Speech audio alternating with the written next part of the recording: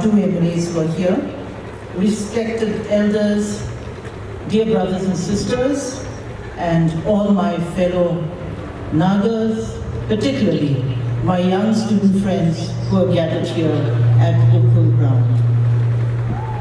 Today we gather at a moment that will define our survival as a people.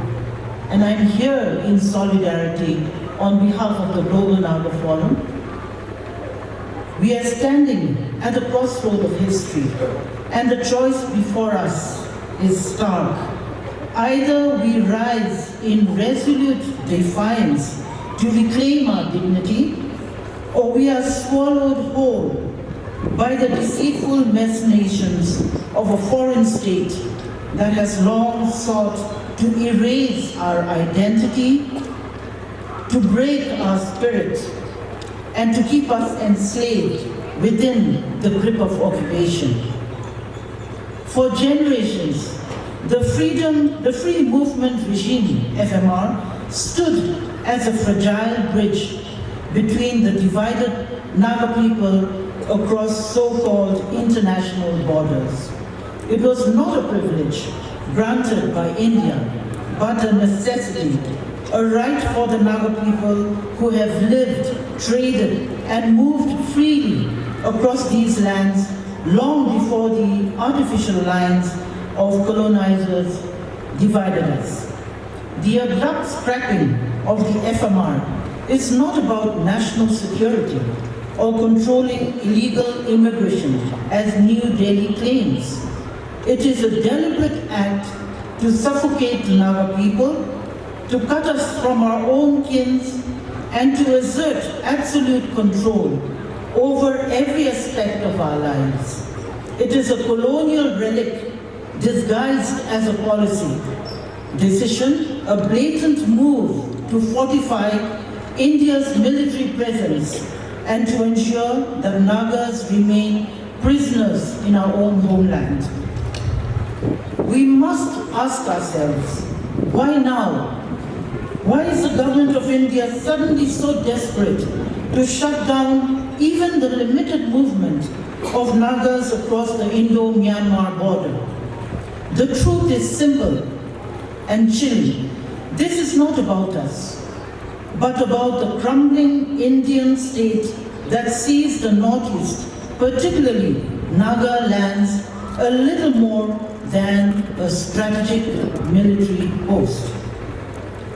India's economy is at a free fall. The manufacturing sector, once touted as the backbone of Make in India, has collapsed. Data from the government of India itself reveals that industrial growth is stagnating, unemployment is at an all-time high. Small farmers are being crushed under an agrarian crisis of catastrophic proportions. The promise of an Act East policy was never about economic opportunities for the people of the Northeast. It was always a militarized policy meant to expand Indian military logistics, allowing convoys of armed trucks and military to move freely while economic goods and trade remained stifled. Look around. Who truly benefits from these roads, bridges, and infrastructure? Is it our Naga farmers? Is it our traders? Or is it only the military that grows stronger while our people remain subjugated?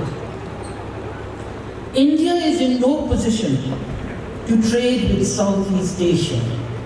Thailand and Singapore do not need India's pesticide-laden agricultural produce or its toxic chemicals. Bangladesh, once behind, has now surged ahead with a booming manufacturing sector. The world does not need Indian goods, yet India needs Naga areas as a strategic foothold to maintain its fragile illusion of territorial integrity. This is not development. This is occupation. History offers us lessons, if only we are willing to see them. The biblical Israelites, enslaved and dispossessed, faced the same tyranny when Pharaoh tightened his grip on them, not out of strength, but out of fear. The scrapping of the FMR is India's Pharaoh moment, just as ancient empires enclosed lands, restricted movement, and used deceitful treaties to subjugate indigenous people across history. So too does the Indian state seek to enclose and isolate the Naga nation. Our lands have always been our strength. From the colonial era of the present, imperial forces have understood that controlling indigenous land is the key to controlling indigenous people. The British fenced off Naga lands, the Indian state militarized them, and now, with the scrapping of the FMR, India has taken the final step towards turning our homeland into a vast open-air prison. As of now, as if physical barriers weren't enough, we are being subjected to digital chains, biometric data collection at our borders, and fencing that seek to turn our homeland into an open-air prison. The imposition of biometric data entry at our borders by the Assam Rifles is yet another insidious mechanism of surveillance, control, and long-term democratic engineering. Under the guise of security, this system does not protect the Naga people. It makes us, it marks us, tracks us, and reduces us to data points in a colonial security. It is about subjugation. Coupled with the aggressive push for border fencing, it becomes clear that the government of India seeks not only to divide us physically, but to erase the very idea of a borderless Naga homeland. Fences do not bring security, they bring deeper occupation. We must reject these measures with absolute clarity, for they are the tools of an occupying force seeking to normalize its rule over our ancestral lands. This is a clarion call to the Naga conscience. If we do not resist now, we will perish as a people. I speak to you not as an academic, nor as a representative of an organization, but as a Naga woman who knows that the future of our children is at stake. If we do not resist now, the next generation will inherit nothing but a history of subjugation. We must ask ourselves, how long will we allow ourselves to be divided? How long will we remain silent when our land is stolen, our rivers dammed, our mountains militarized, and our people reduced to refugees in our own homeland? If the Indian state wants to shut us down, we must respond by rising up. The time for begging Delhi for recognition is over. The time for pleading has passed. If India does not recognize the humanity of the Nagas, then it is time we remind them of our strength. To the Indian state, I say this to the rulers in India. You may have scrapped the FMR, but you will never scrap the Naga people's spirit.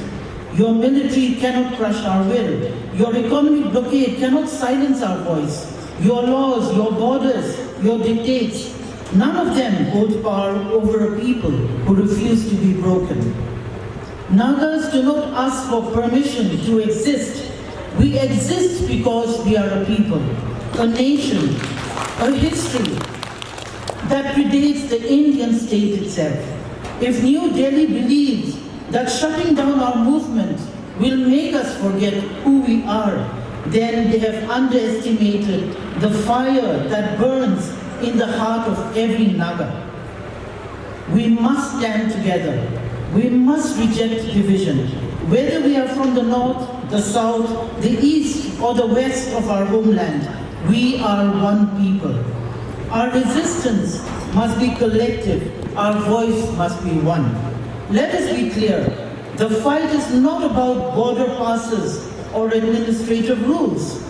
This is a fight for our survival, our dignity, and our rightful place in history. We will not bow, we will not be silenced, and we will never be erased. May the spirit of our ancestors guide us. May the spirit of our forebears be upon us, and may the Naga nation rise unwavering, unshaken, and unstoppable. Good night.